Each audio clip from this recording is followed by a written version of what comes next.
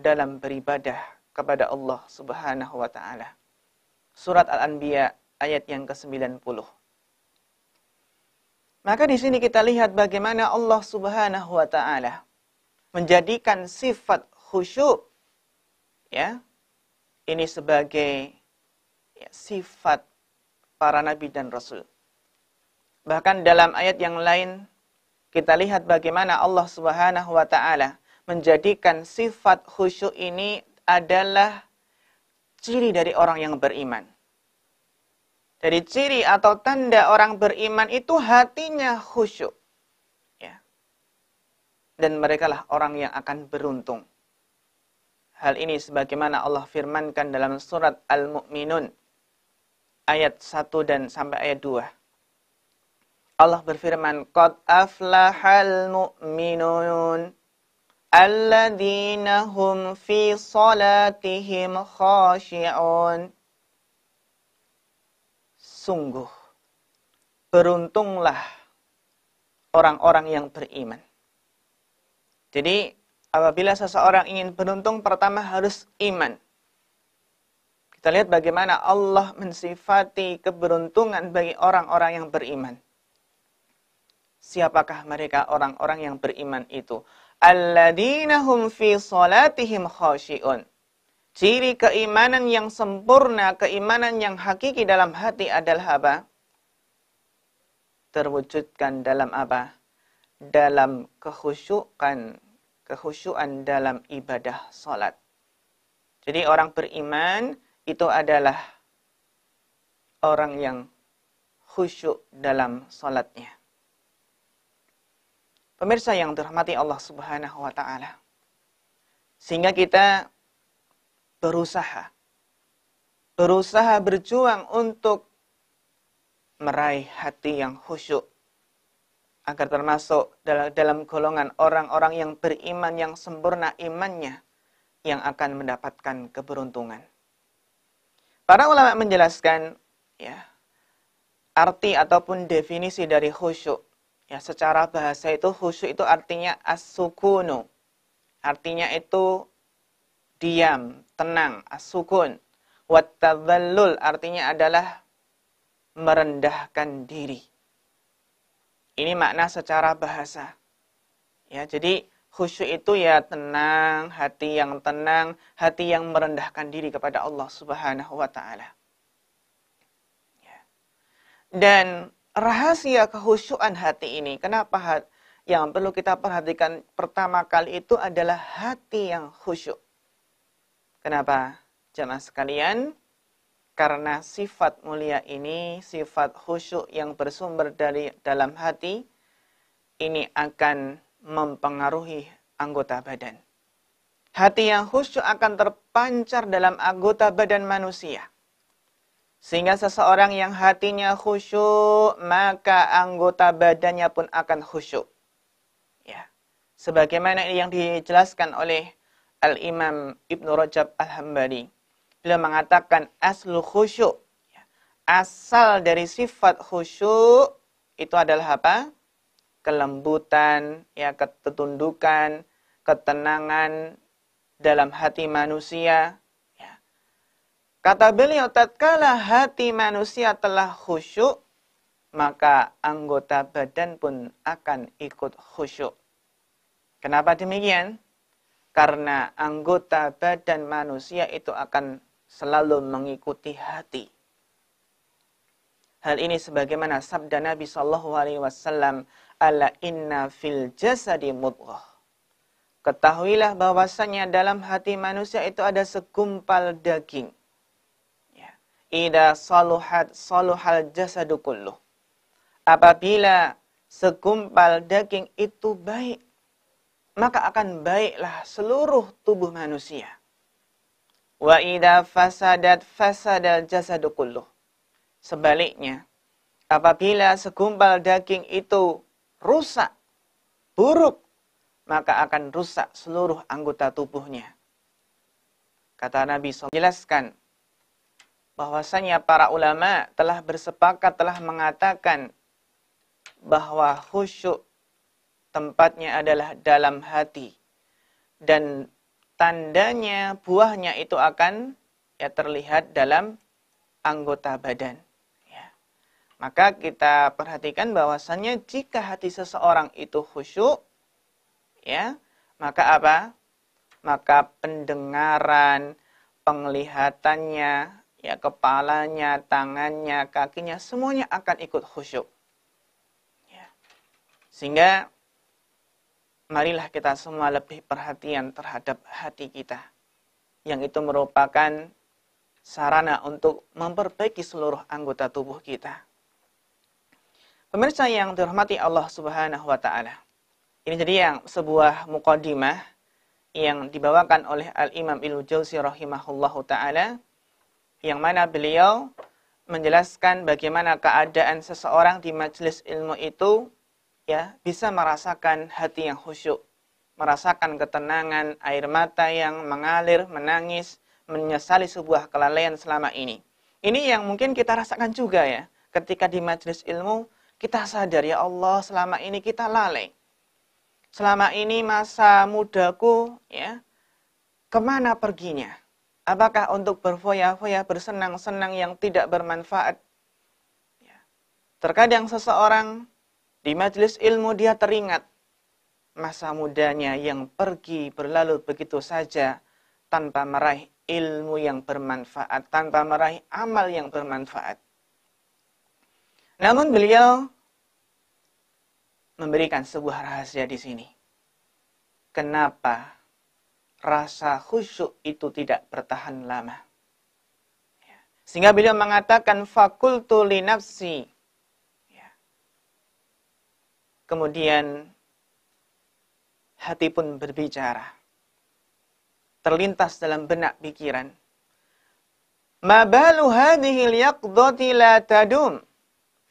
Kenapa ya rasa sadar ini, rasa khusyuk ini tidak bertahan lama? Ya. Jadi ya sering ketika seseorang di majelis ilmu itu apa? Semangatnya bertambah, ya. Sadar akan kelalaian. Namun ketika ya, pergi dari majelis ilmu, beranjak pergi, selesai majelis ilmunya, kembali ke rumahnya, rasa sadar ini pun mulai luntur. Ia dihinggapi kembali oleh rasa futur, rasa malas. Apa rahasianya? Ketika di majelis ilmu itu semangat, ya, bertekad bulat ingin memperbaiki diri. Namun ketika telah beranjak pergi dari majelis ilmu, ia dihinggapi oleh kelalaian-kelalaian, rasa malas, futur. Kenapa demikian, pemirsa yang dirahmati Allah? Fa inni aran nafsa wal yaqdata fil majlisi mutasadiqaini mutasafiyaini. Beliau menjelaskan, jiwa dan rasa sadar ini terlihat bersahabat, ya, terlihat berdampingan di majelis ilmu. Ya. Jadi kalau di majelis ilmu itu antara hati, jiwa kita dengan apa? Sadar, sifat khusyuk, ya, itu terlihat bersahabat, ya. Mudah untuk didapatkan di majelis ilmu. Ya. Faida qumna an hadhihi turbah waqa'at al-ghurbah. Kata beliau, faida qumna an hadil turbah waqa'at al-ghurbah. Namun ketika bangkit meninggalkan tempat yang diberkahi ini, yaitu majelis ilmu, kata beliau, kami pun seperti orang yang bingung, orang yang linglung. Seperti orang yang kehilangan kesadarannya. Seperti orang yang merasakan keterasingan, kegersangan hati. Ini ketika apa? Beranjak bangkit dari majelis ilmu. Apa rahasianya para pemirsa yang dirahmati Allah? Ini menunjukkan bahwasannya seorang penuntut ilmu, seorang muslim, itu harus senantiasa rajin-rajin untuk menghadiri majelis ilmu. Kita memohon kepada Allah Subhanahu wa taala, semoga Allah mengangkat segera wabah COVID-19 ini, sehingga pun kita bisa menghadiri majelis-majelis ilmu ya dengan penuh ketenangan, dengan penuh semangat, tidak ada kekhawatiran ya sebagaimana sebelum wabah ini ya menjangkiti negeri kita tercinta ini. Apa rahasia jamaah sekalian? Ketika di majelis ilmu itu hati khusyuk. Ya. Hati tenang mengingat Allah. Namun kenapa ketika bangkit dari majelis ilmu kembali ke rumah menjadi orang yang lalai? Pemirsa yang dirahmati Allah Subhanahu wa taala. Beliau menjelaskan rahasianya. Kata beliau rahimahullah, fata'amaltu dzalik. Kemudian aku merenungi hal tersebut. Fara'aitu anna nafsa ma tazalu mutayaqqidatan. Aku mencari sebabnya, kenapa demikian? Ya. Ternyata jiwa itu masih terjaga. Wal qalbu ma yazalu 'arifan. Hati ini sebenarnya juga apa? Masih tahu. Masih mengingat pelajaran yang didapatkan di majelis ilmu. Ghaira annal qawati'a katsirah. Hanya saja penghalang-penghalang itu terlampau banyak. Hanya saja apa? Hanya saja kesibukan itulah yang telah menyibukkan hatinya. Apa rahasianya para pemirsa? Rahasianya adalah kesibukan dunia yang telah melalaikannya. Betapa urusan kesibukan dunia ini melalaikan kita dari mengingat Allah. Melalaikan kita dari negeri akhirat. Kesibukan dunia ini betapa melalaikannya kita dari mengingat kematian yang akan datang kapanpun saja. Tidak mengenal usia, tidak mengenal status sosial. Maka inilah yang harus kita pahami, harus kita renungkan.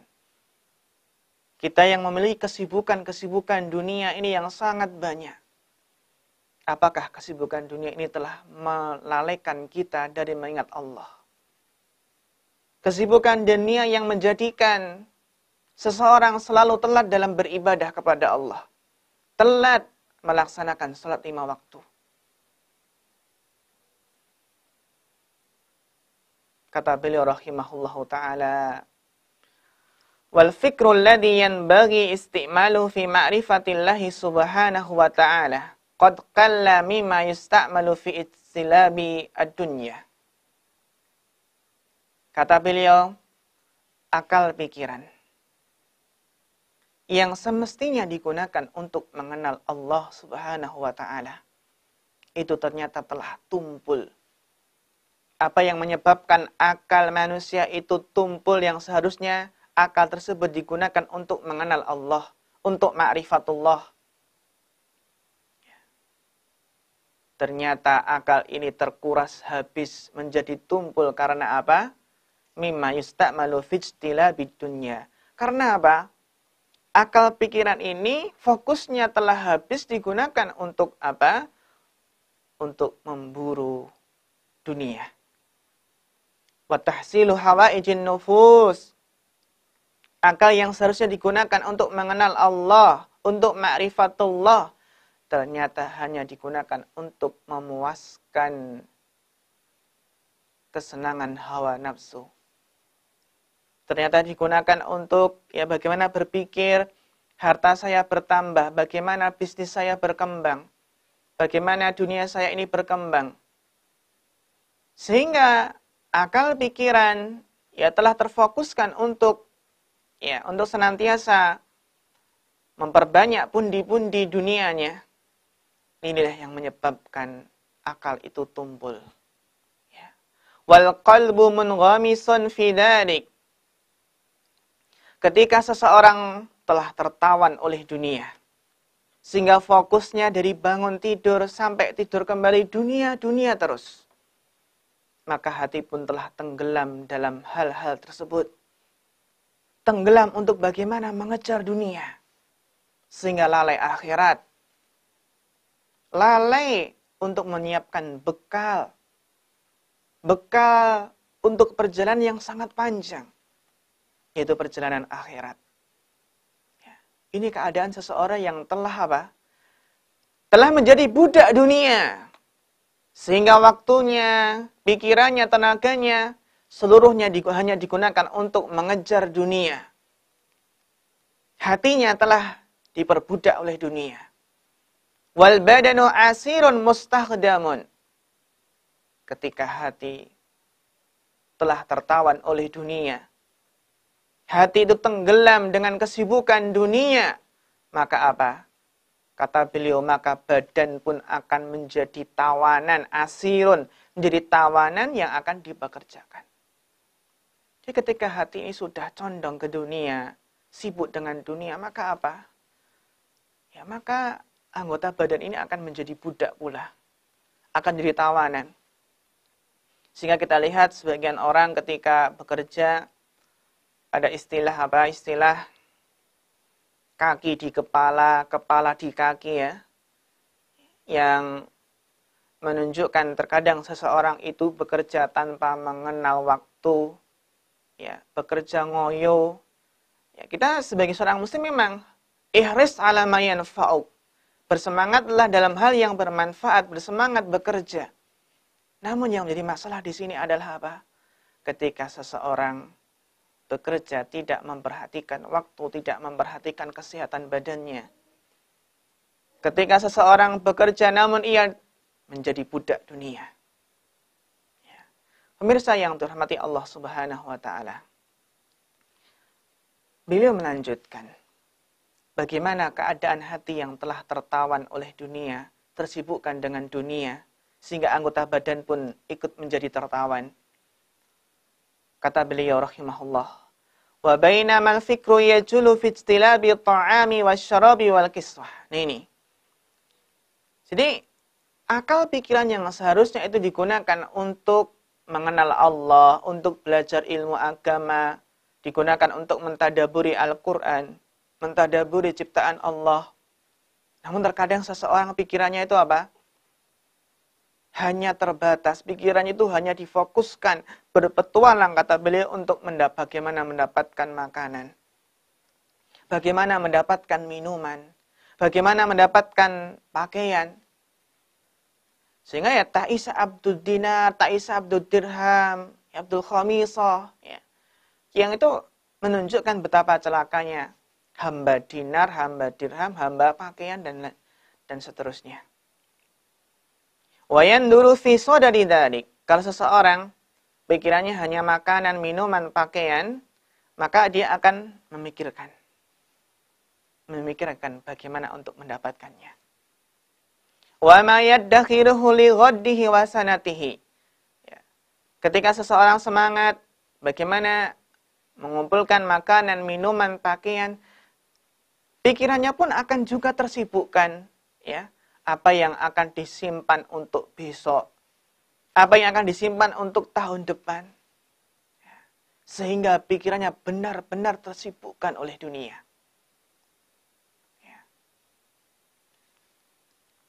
Idza huwa muhtamun bi khurujil fadalatil mu'diyah wa minhal mani fahtaja ilan nikah. Sehingga akhirnya apa? Akhirnya ia merasa kalau sudah ya bekerja mengumpulkan harta, maka dia akan merasa perlu menikah. Ya, karena ia menyadari bahwasannya apa? Pernikahan ini bisa terrealisasi dengan apa? Dengan adanya harta. Fa'alima annahu la yasihu ila biktisabi kasbi dunya. Fatafakkara fi dzalika wa 'amila bi muqtadah. Ya. Sehingga ia lantas memikirkan caranya dan menempuh langkah-langkah untuk bisa mewujudkannya.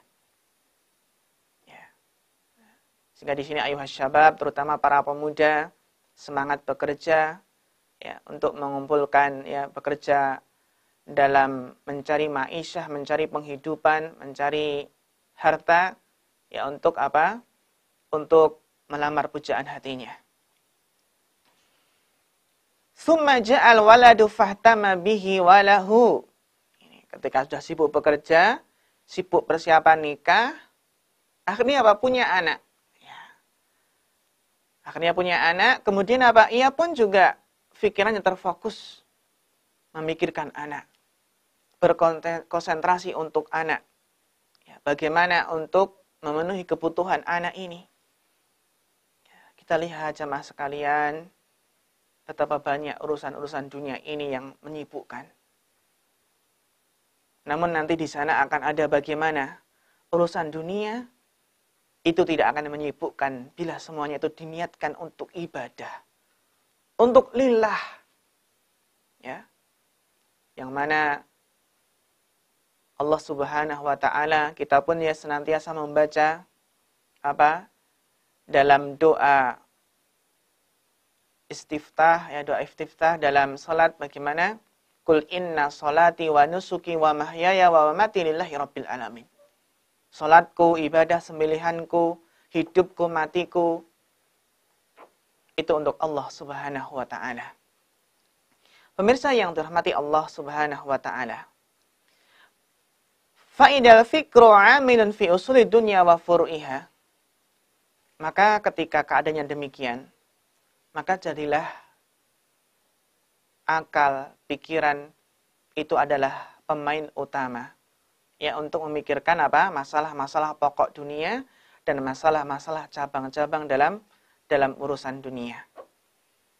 Sehingga inilah yang harus kita perhatikan, hubungan antara kesibukan dunia yang telah melalaikan, menjadikan orang hatinya tidak khusyuk. Ya.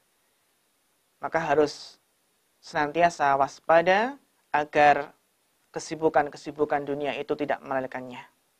Ya, karena apa? Inilah yang berpotensi untuk melalaikan dari mengingat Allah. Terutama adalah kesibukan jual beli. Kita lihat bagaimana jual beli itu sangat melalaikan dari mengingat Allah. Ya. Meskipun juga kita ketahui kesibukan profesi yang lainnya seperti dokter, pegawai atau buruh, petani, nelayan, ya, bahkan pengangguran pun juga bisa lalai. Ya.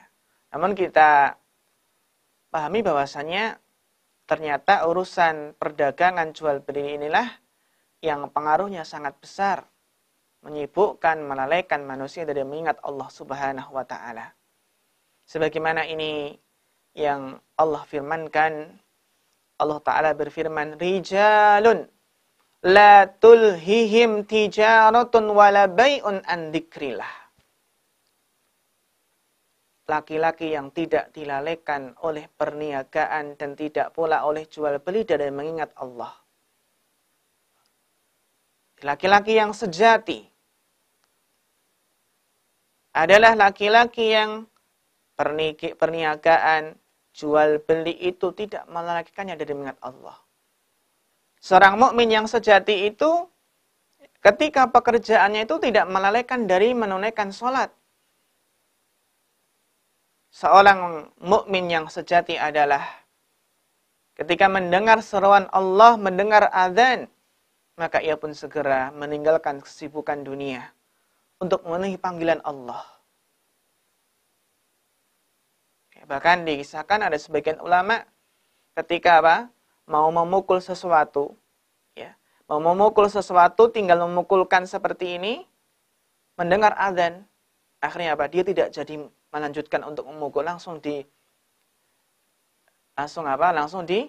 ditaruh lagi, kemudian segera memenuhi panggilan Allah Subhanahu wa taala.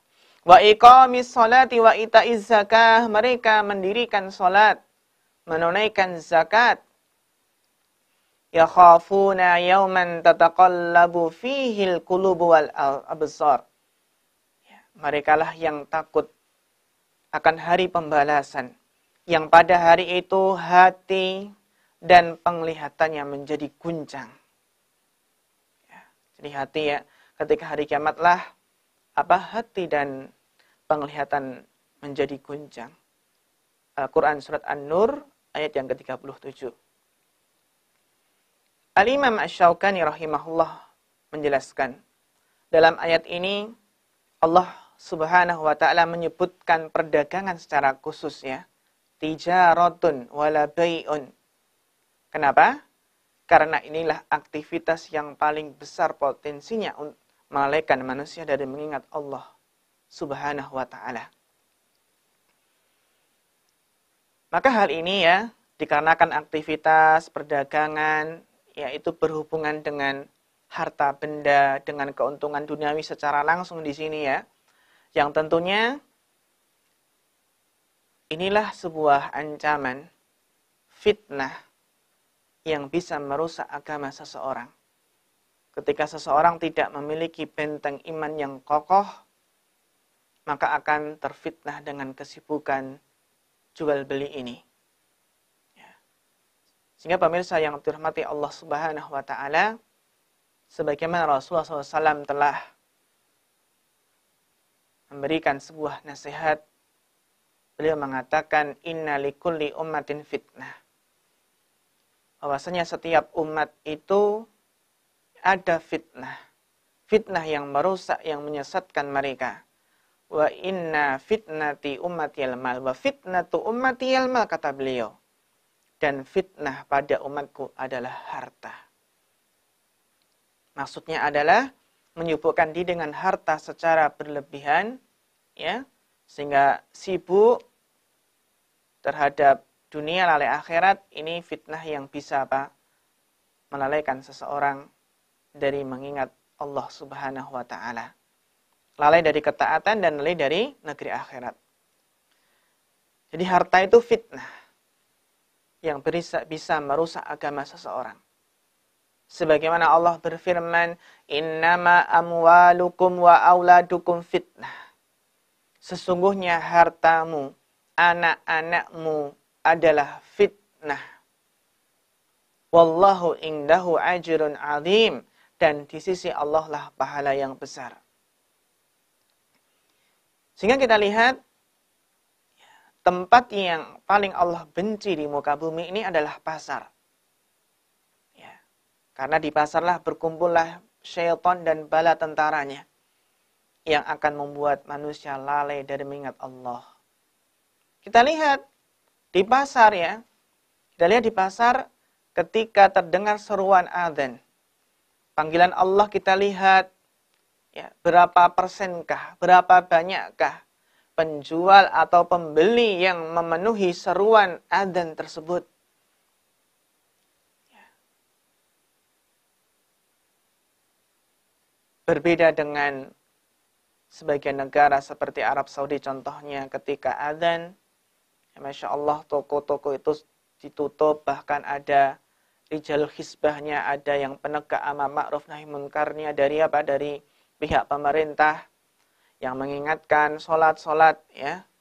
Bahkan kalau adzan kok masih buka toko, nanti ada teguran dari pemerintah. Ya. Negeri yang bertauhid, menegakkan syariat Allah. Ya. Para pemirsa yang dirahmati Allah Subhanahu wa ta'ala. Jadi inilah ya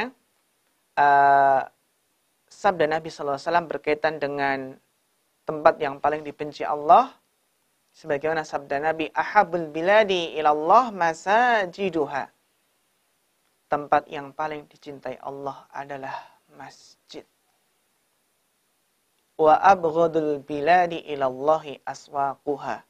Dan tempat yang paling dibenci Allah adalah pasar. Hadis sahih riwayat Imam Muslim. Sehingga dalam Islam pun dijelaskan bagaimana seseorang itu agar tidak lalai, ya, tidak terjerat dengan tipu daya syaitan. Bagaimana seorang pedagang, seorang pengusaha, seorang pebisnis itu mendapatkan taufik Allah, sehingga kesibukan dunia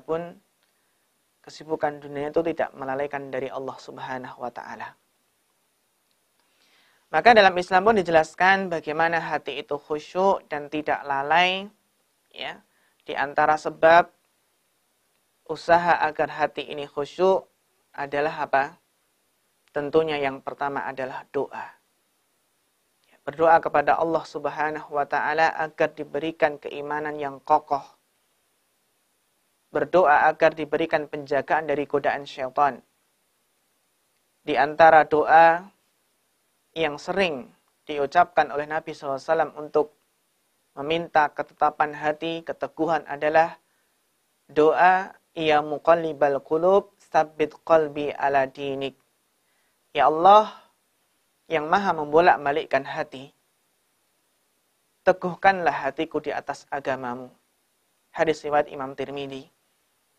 Sehingga kita lihat betapa potensi yang sangat besar, ya, pengaruh besar dari kesibukan dunia yang menjadikan seseorang itu lalai, menjadi hati itu mengeras, hati tidak khusyuk, maka harus apa? Meminta keteguhan hati agar Allah memberikan keimanan yang kuat yang bisa menjadi sebuah bekal untuk mengarungi kehidupan dunia ini yang penuh dengan kesibukan.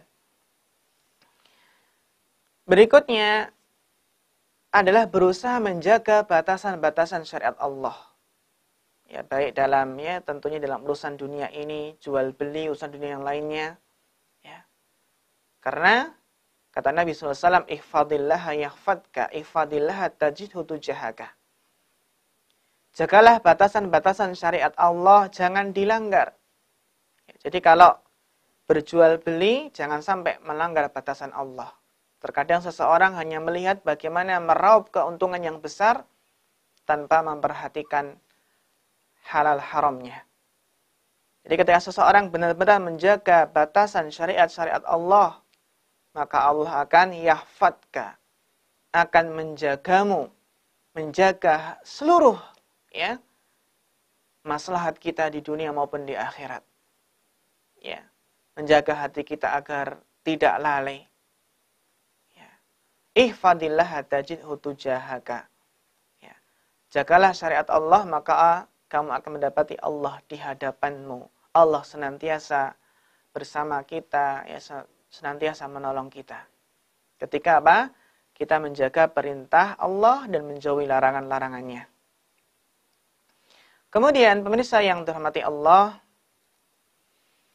agar hati tidak lalai adalah berusaha menjaga zikirnya. Zikir kepada Allah. Yang mana tentunya zikir ini adalah zikir dengan hati dan lisan. Terutama sebelum masuk pasar, agar nanti di pasar itu tidak lalai, itu membaca doa. Doa masuk pasar. Para jamaah sekalian yang dirahmati Allah, siapakah di antara kita yang ketika masuk pasar itu enggak lupa membaca doa ini? Kata Nabi SAW, barang siapa masuk pasar kemudian membaca doa ini, membaca zikir ini, la ilaha illallah wahdahu la syarikalah, lahul mulku wa lahul hamdu wa huwa ala kulli syai'in qadir. Ya, lahul mulku wa lahul hamdu yuhyi wa yumitu biyadihil khairu wa huwa ala kulli syai'in qadir. Maka apa? Maka kata Nabi sallallahu alaihi wasallam, ya, inilah doa yang akan apa? Akan menjadikan seseorang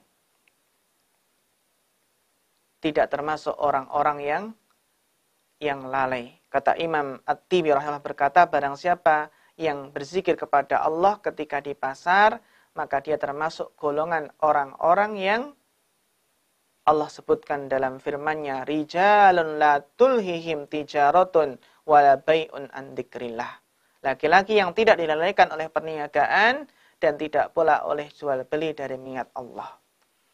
Kemudian jamaah sekalian yang dirahmati Allah, apabila seseorang merasakan kelalaian dalam hidup ini, maka harus senantiasa memperbanyak pengingatnya. Harus senantiasa diingatkan hati ini. Dan salah satu cara untuk memperbanyak pengingat diri ini adalah memperbanyak majelis ilmu. Semangat dan rutin untuk menghadiri majelis ilmu. Jadi majelis ilmu inilah yang mengetes keimanan kita.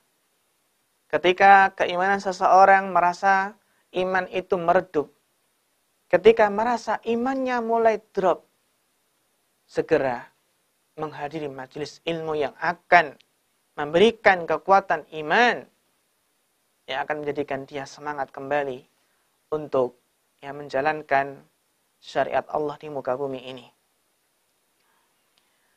Pemirsa yang terhormati Allah Subhanahu wa taala, inilah hati yang khusyuk, yang kita pun berusaha untuk meraih kekhusyuan dalam beribadah kepada Allah Subhanahu wa taala.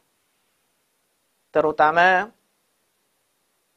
yang sangat berat, yang ini membutuhkan latihan adalah bagaimana meraih khusyuk dalam salat.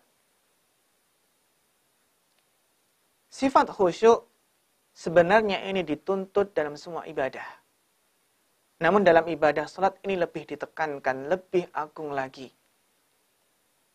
Sebagaimana perkataan Al-Imam Ibnu Rajab Al-Hambali, beliau menjelaskan sesungguhnya Allah telah mensyariatkan bagi hamba-hambanya berbagai macam ibadah yang akan tampak padanya kekhusyuan anggota badan, ya, yang bersumber dari kekhusyukan, ketundukan, kerendahan diri dalam hati.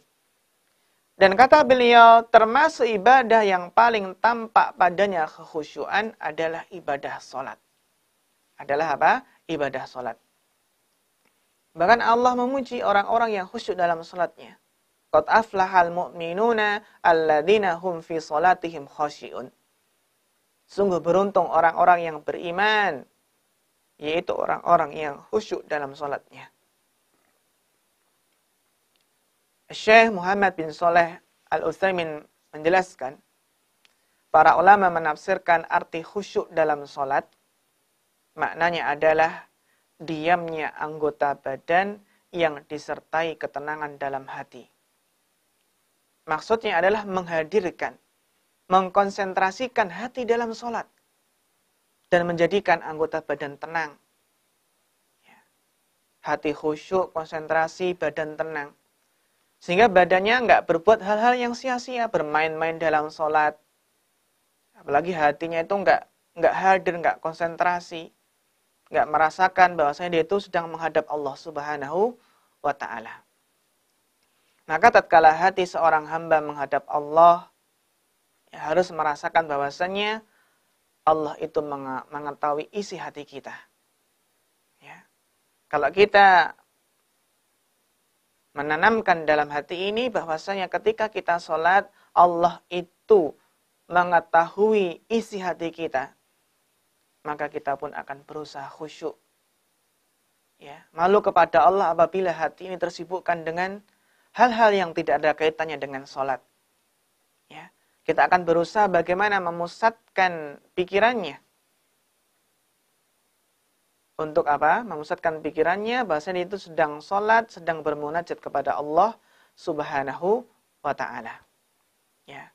Sehingga di sini khusyuk itu sifat rohani ya dalam diri manusia yang menimbulkan ketenangan dalam hati ya dan anggota badannya. Maka inilah makna dari ucapan salah satu ulama salaf ketika beliau melihat seseorang laki-laki yang bermain dalam sholatnya.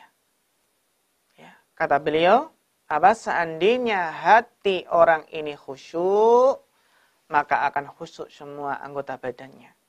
Sehingga kalau ketika sholat main-main apa kancing baju atau mainan kuku tangan ya, menunjukkan bahwasannya hatinya tidak khusyuk. Maka inilah yang kita raih jamaah sekalian. Sangat berat, butuh latihan. Bagaimana khusyuk dalam sholat itu. Maka kembali, bagaimana kita senantiasa memohon kepada Allah, berdoa agar Allah memberikan kekhusyukan dalam hati kita, terutama dalam ibadah sholat. Ya, karena inilah faktor terbesar yang menjadikan seseorang itu meraih kekhusyukan adalah dengan doa. Sebagaimana sebuah doa yang diajarkan oleh Nabi SAW, Rasulullah SAW berdoa, Allahumma inni a'udzubika min ilmin la yanfa. Ya Allah, aku berlindung kepadamu dari ilmu yang tidak bermanfaat. Ya. Wa min qalbin la yakhsha di sini. Dan Allah, aku minta perlindungan kepadamu dari qalbin la yakhsha, dari hati yang tidak khusyuk. Ya, dari hati yang tidak khusyuk. Wa min nafsin la tashba, dan apa? Dan dari jiwa yang tidak pernah kenyang. Wa min du'ain la yusma, dan dari doa yang tidak didengar, tidak dikabulkan. Jadi kita berlindung kepada Allah dari hati yang gersang, dari hati yang keras, yang tidak khusyuk. Karena betapa sengsaranya, betapa celakanya orang yang hatinya gersang, hatinya keras, hatinya tidak khusyuk, hati yang tidak mengenal Allah. Sebagaimana Allah berfirman, "Fawailun lil qasiyati qulubuhum min dzikrillah, ulaika fi dhalalim mubin." Kecelakaan yang besarlah bagi mereka yang telah membatu hatinya untuk mengingat Allah. Mereka itulah dalam kesesatan yang nyata. Sehingga usaha agar tidak menjadi orang yang merugi, orang yang sengsara, orang yang celaka adalah berusaha memperbaiki hatinya. Bagaimana hati itu khusyuk? Alam ya'ni lil ladzina amanu an takhsha qulubuhum li dzikrillah. Untuk meraih kekhusyuan adalah apa? Semangat menuntut ilmu. Menuntut ilmu tentang ma'rifatullah. Bagaimana mengenal Allah, mengenal nama-nama Allah, sifat-sifat Allah. Semakin tinggi ma'rifatullah seseorang, ya, semakin tinggi pengetahuan seseorang, ya, belajarnya seseorang tentang Allah, ma'rifatullah, maka hatinya akan semakin khusyuk. Ya, karena semakin mengenal maha indahnya nama-nama Allah, sifat-sifat yang sempurna. Sehingga semakin ma'rifatullah, maka hatinya akan semakin apa? Akan semakin khusyuk. Ya. Inilah yang diucapkan oleh Al-Imam Ibnu Rajab Al-Hambali, asal sifat khusyuk yang terdapat dalam hati tidak lain itu adalah bersumber dari ma'rifatullah. Mengenal Allah dengan memahami nama-namanya yang maha indah dan sifat-sifatnya yang maha sempurna. Khusyuk itu dengan mengenal keagungan Allah, kemuliaan Allah, kesempurnaan Allah. Sehingga barang siapa yang mengenal Allah, meningkatkan ma'rifatullahnya, maka hatinya akan khusyuk dan salatnya pun akan khusyuk. Sehingga pemirsa yang dirahmati Allah Subhanahu wa taala, marilah kita bersama-sama belajar untuk meraih hati yang khusyuk, belajar untuk beribadah khusyuk dalam membaca Al-Qur'an, dalam berzikir, ya, dalam salat dan ibadah-ibadah lainnya. Kita memohon kepada Allah Subhanahu wa taala, semoga Allah memberikan kepada kita hati yang khusyuk, dan semoga Allah Subhanahu wa taala memudahkan kepada kita semua untuk khusyuk dalam mengingat Allah dan dalam beribadah kepada Allah Subhanahu wa taala. Demikian pemirsa yang bisa kita bahas, sampaikan pada kesempatan kali ini. Mudah-mudahan bermanfaat. Ada kurang lebihnya mohon maaf. Fa nas'alullah ta'ala al-huda wat tuqa wal afafa wal ghina.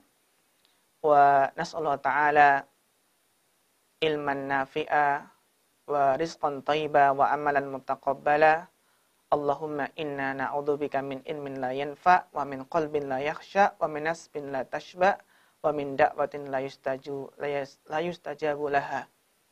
Naktafi hadzal qadar fa akhirul kalam. Wassalamu alaikum warahmatullahi wabarakatuh.